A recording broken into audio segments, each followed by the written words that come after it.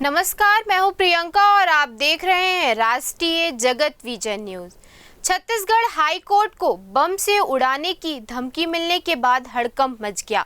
धमकी high court की आधिकारिक वेबसाइट पर ईमेल के माध्यम से भेजी गई, जिसमें मद्रास टाइगर्स फॉर अजमल कसाब नामक संगठन का जिक्र किया गया है।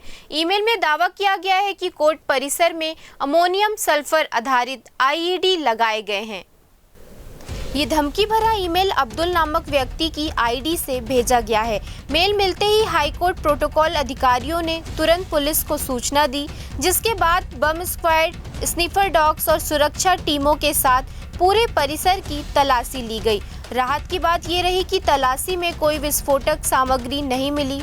सोमवार को समर वेकेशन के बाद जब हाईकोर्ट में सामान्य कामकाज शुरू हुआ, उस दौरान वकील, जज और पक्षकार बड़ी संख्या में मौजूद थे।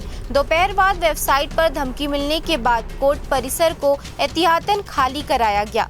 एसएसपी रजनीश सिंह ने बताया कि मामले को गंभीरता से लेते हुए एफआईआर दर्ज कर जांच शुरू कर दी गई है। धमकी भरे ईमेल में संवेदनशील मुद्दों का उल्लेख करते हुए इसे पवित्र मिशन बताया गया था, जिसमें अजमल कसाब को फांसी देने जैसी घटनाओं का हवाला भी शामिल था। पूरा मामला चकरभाटा थाना क्षेत्र का है।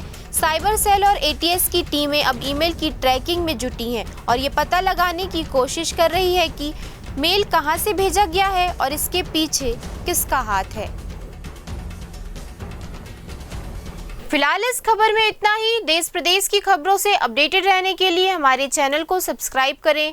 नए खबरों की नोटिफिकेशन के लिए बेल आइकॉन जरूर दबाएं। नमस्कार।